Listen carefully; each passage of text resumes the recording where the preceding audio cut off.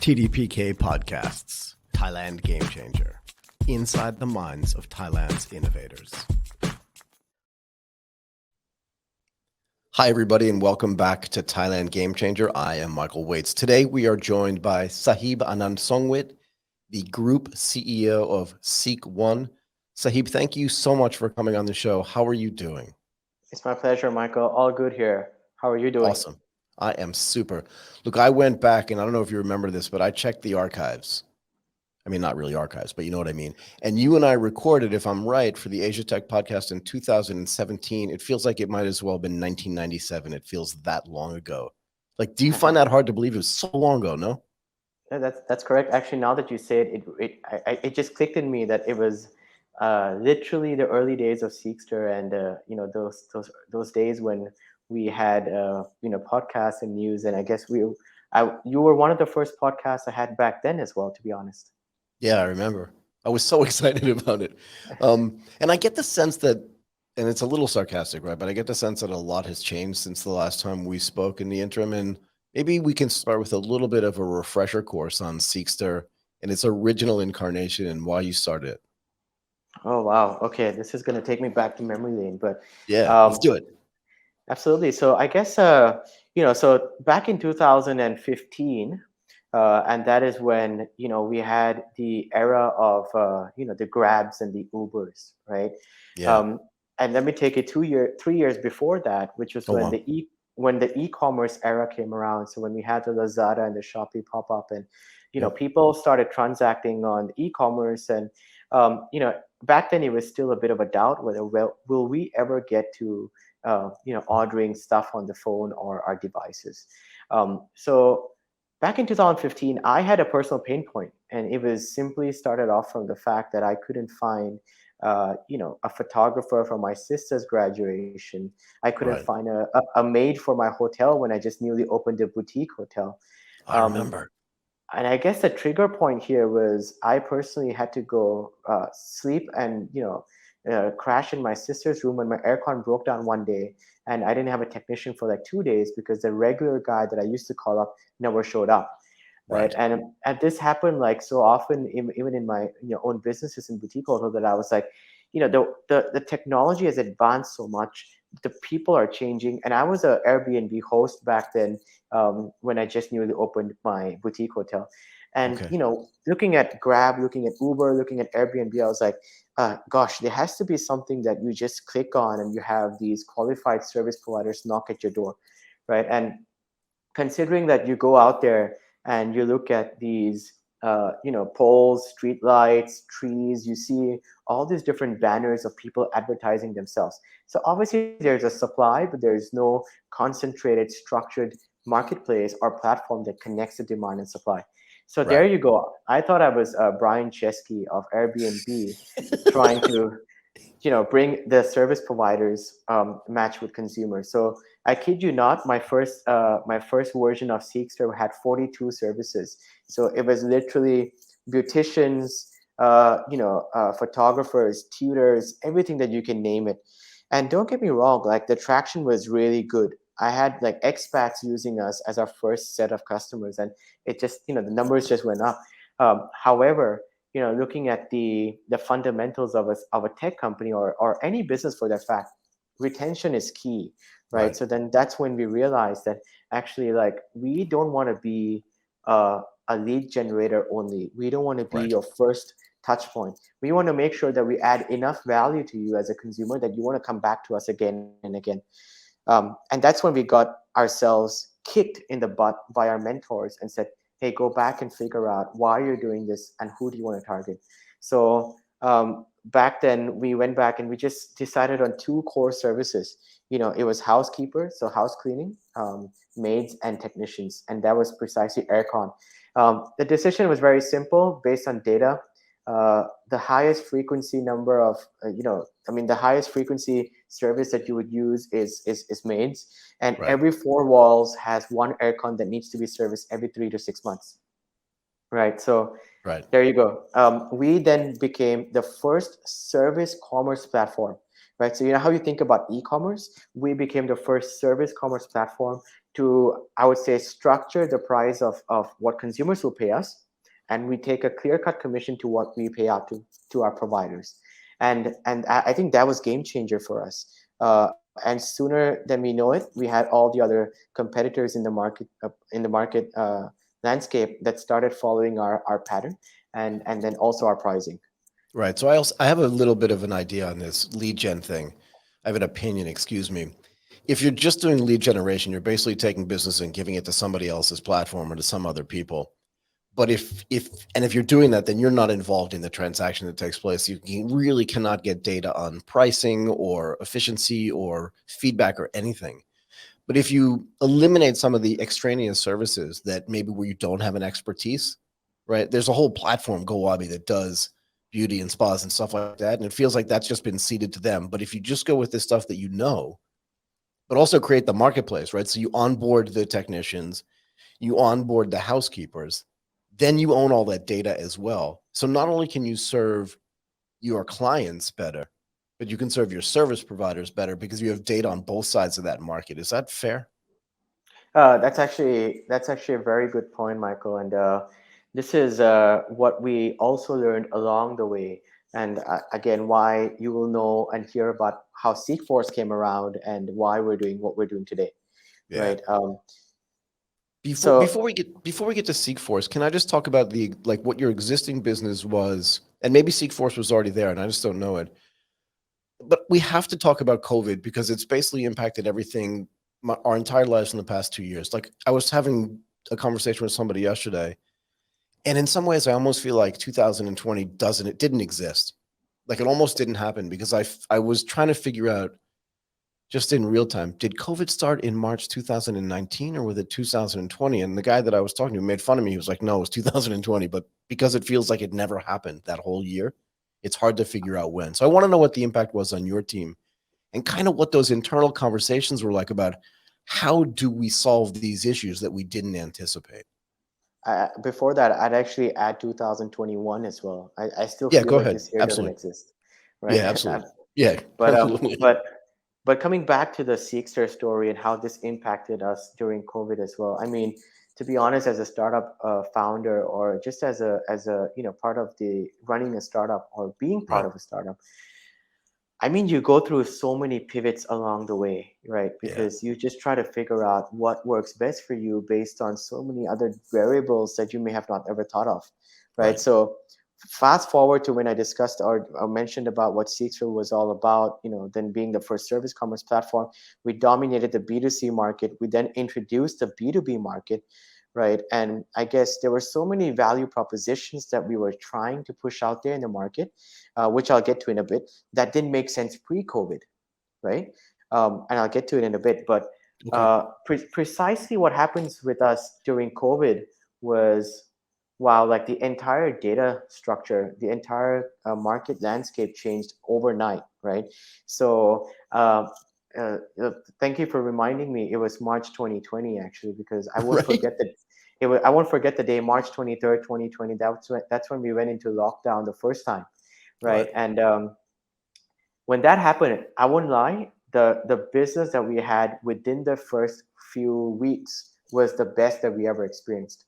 And why? Because when I predicted this was going to happen and this was going to go in its worst back in February, a month before that, before the lockdown. So one thing that we capitalized on, and one thing that I'm really proud about the team, is we're really quick on leveraging the market trends, right? So the first thing that we actually did was we jumped on the bandwagon of offering the disinfectant cleanings, right? So that was the first service that we got on board. We launched that with a few partners, a few qualified high top end partners, and then we started offering that to a lot of the B2B companies that had these issues, Right. and even into consumers. So I, I mean, I don't want to say this, but people started panicking, and we were like the Yeah. only we were like the only resort back then.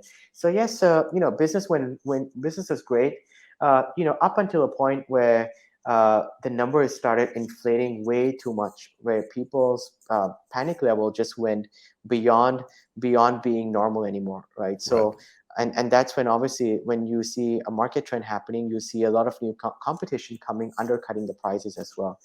I'd say Really? on a, yeah, I mean, you Go would ahead. see the Zada vendors coming up with like cheap guns and low quality Right. chemicals, trying to sell you for like 1,500 baht or so, right? But um, I'd say like every day was a new challenge. Every day was a new battle. I remember waking up and sleeping with my laptop on my bed because I'd say the team was overwhelmed and confused on what's going to happen the next day, right? Because we were in a position where demand was one thing, supply was one thing, but I would say quality and the protection of our providers that were going out there was the most top notch priority for us, right? That was like the number one thing that we had to take care of, Right. So right? this is, I don't mean to interrupt you, but this was one thing that I had always considered about this particular type of business, right? What did you call it? The service commerce platform. On the one side, you have the people that are in their homes or in their businesses. They're nervous. They're scared, right? You use the word panic.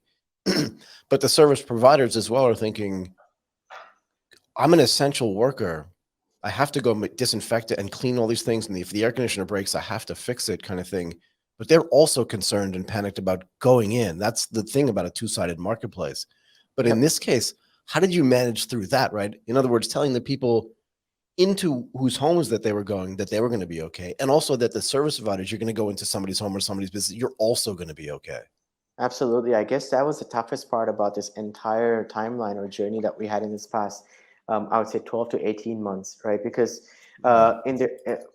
just like you said, people start, I mean, for the first thing, the businesses, because we were into lockdown, all B2Bs went, I mean, they were shut, right? So the offices, the retails, everything Right. was work from home. So we lost a majority of our business from there.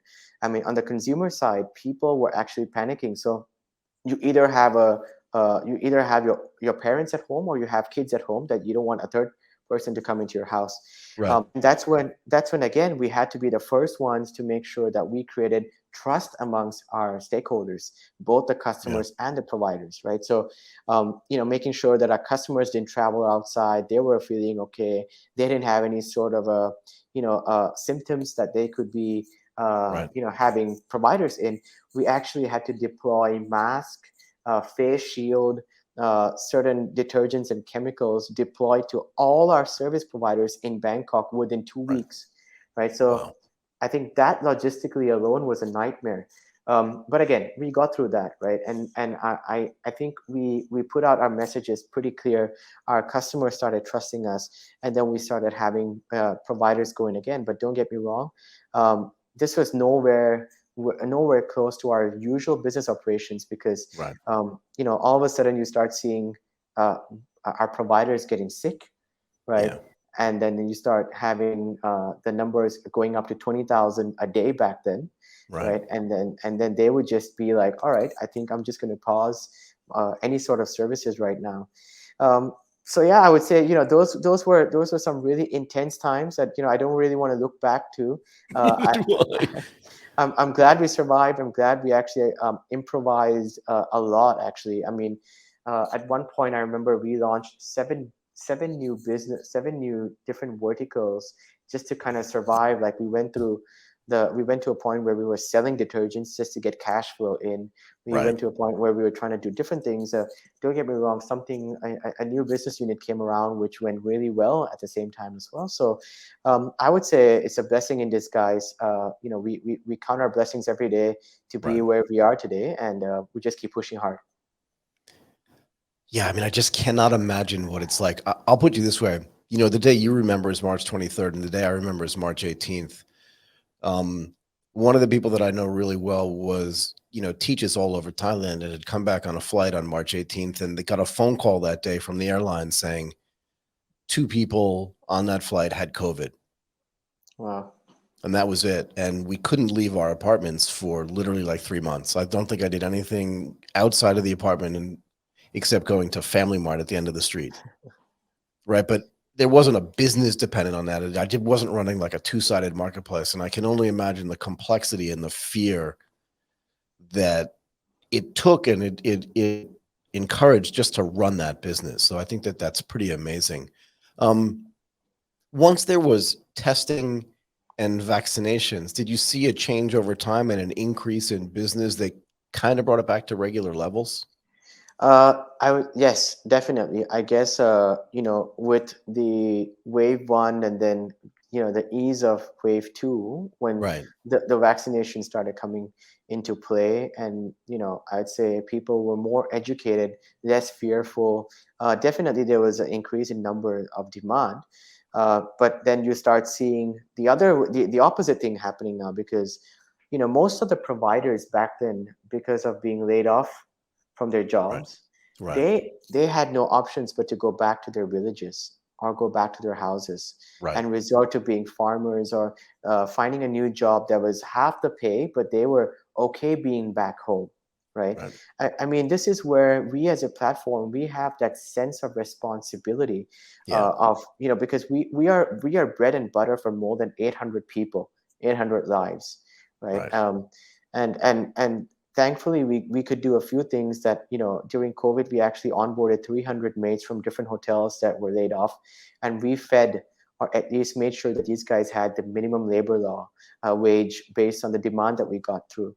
But then, every time the wave one ended, wave two started, and then wave three ended, I'd say this brought around a lot of disruption in the pattern of demand and supply, right? And each Okay. time you would see a different pattern, right? Right. Sometimes people are now ready to order and there's no supply, and then all of a sudden the consumers go back into being panic, in the panic mode, and then there's too much supply in the market. So, this was one of, like, still the biggest challenge that we face, and only can keep our fingers crossed and pray every day that these new variants that come into the market now, are not going to cause the fourth, fifth, or sixth lockdown, because this would be really disastrous. Are you seeing higher lows and like higher highs than you were before? It's a kind of a stock market term, but you know what I mean? In other words, if business was here and it went like down like this, and then it comes back up, it goes down again, but maybe it doesn't go all the way down to the same level, but it still Yeah, goes down, right? And we're, we're, are you we're seeing definitely that? Sorry, seeing go ahead. we're definitely seeing higher lows right now, right? Okay. So like, if you look at the dip where it took back in, like, April last year in 2020, we're definitely seeing better volume than pre-COVID, actually. Sorry, Right. went better than the first wave. I mean, in fact, I would say, yeah, if the supply supported us and, everything else was back, I would say we could be in pre-COVID levels very soon, actually. That's what I want You to know, know. up until, like, these Omicron news comes back again, and then people start fearing again. But as a consumer, or even as a founder this time, I have that sense of feeling that people have eased down their Yeah. their Their fear, panic. Yeah. And their their fear. panic. Exactly. Yeah, they have started letting go and accepting the fact that this just might be our new normal for Right. real. Right. I mean, at the beginning, and maybe this is just me projecting my opinion onto society at large, but at the beginning, it was like, uh-oh, I'm not vaccinated, I'm not tested, I could die. Or I could give it to someone and they could die. And that just stops everything in its tracks. And then, like you said, the second wave was more like, uh-oh, some people are starting to get vaccinated. I'm probably not going to die, but I'm not sure about what is going to happen. I'm just really unsure. So again, I'm going to lock down a little bit. And now people are like, another variant. Okay, well, we've been through this. Most people we know didn't die. The people that are there get sick, but not that sick.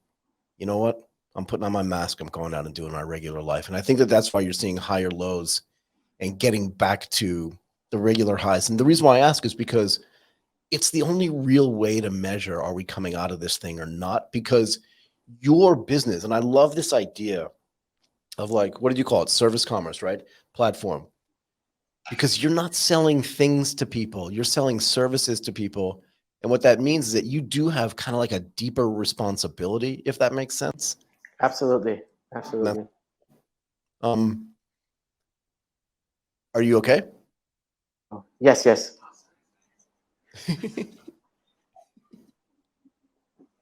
Hi, can you hear me? Yeah, I can. I just didn't want to interrupt you. Not a problem. And we'll edit this out, so don't worry about it. I introduced you at the beginning of this as the Group CEO of SeekONE. Is this a new thing? And if it is, how new is it?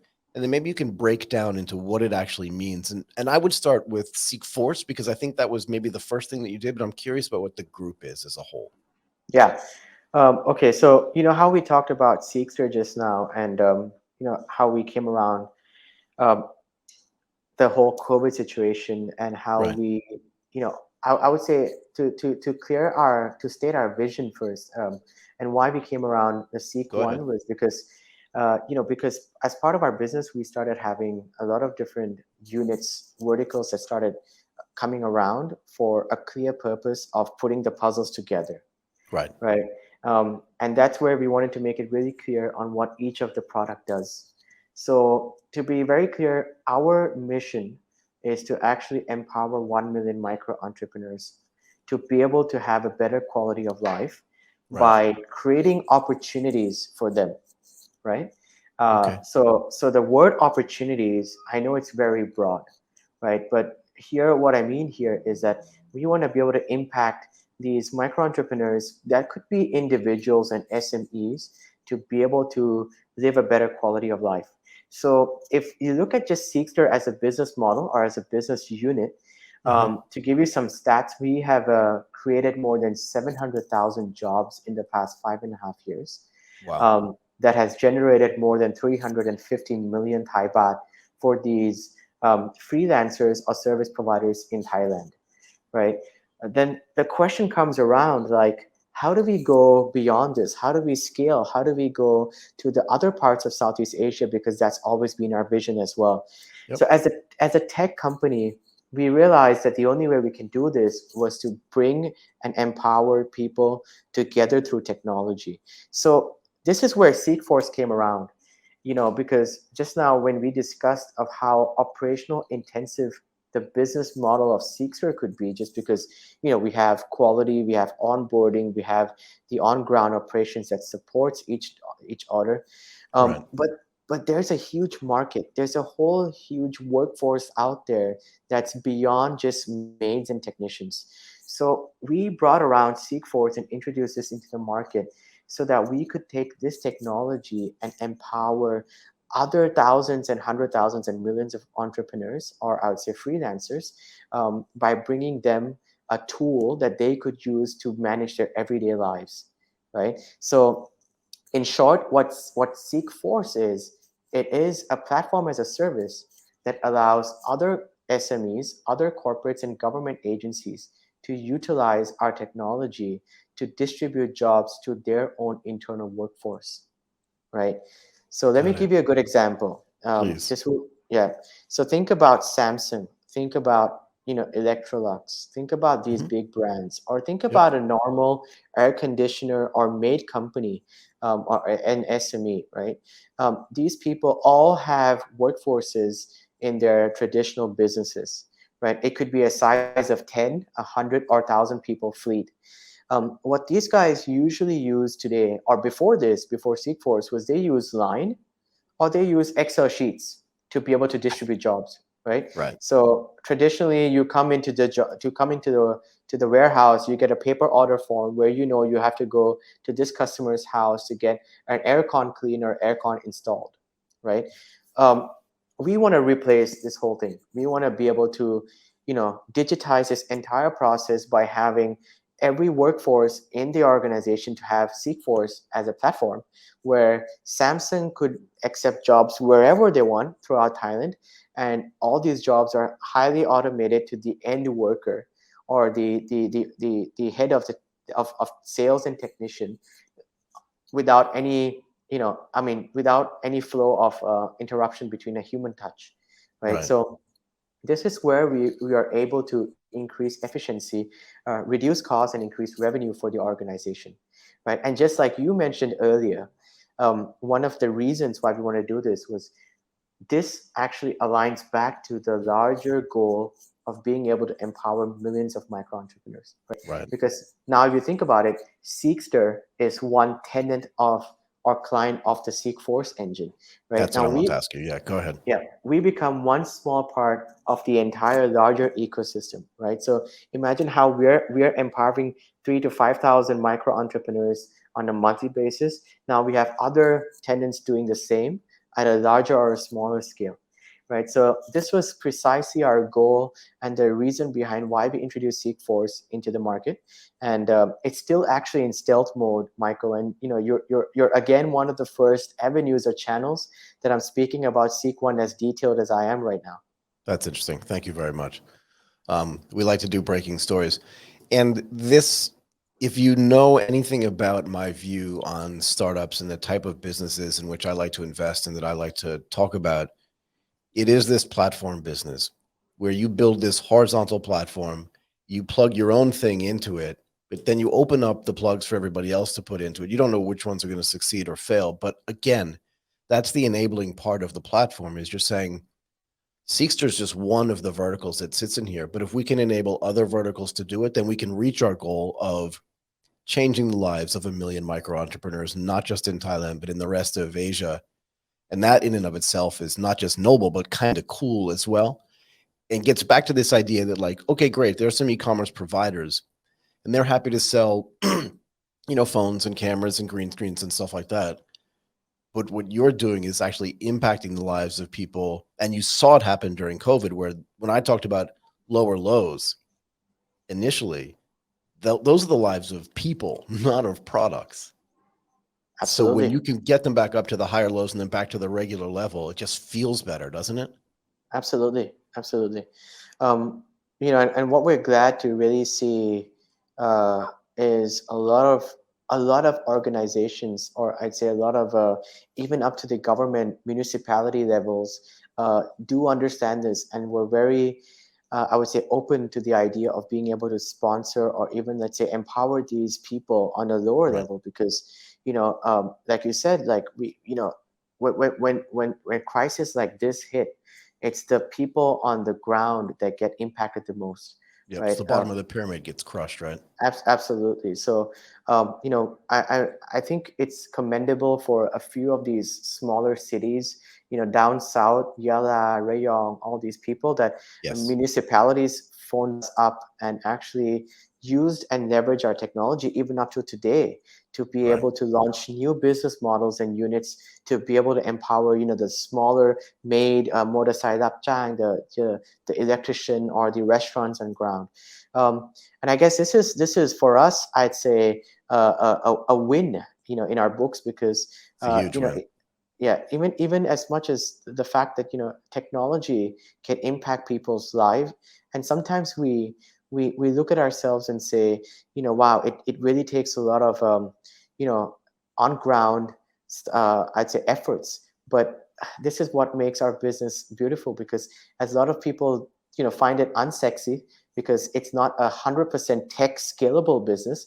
And I do understand that this is where you need to get your hands dirty and go on Yes. ground and actually make real impact.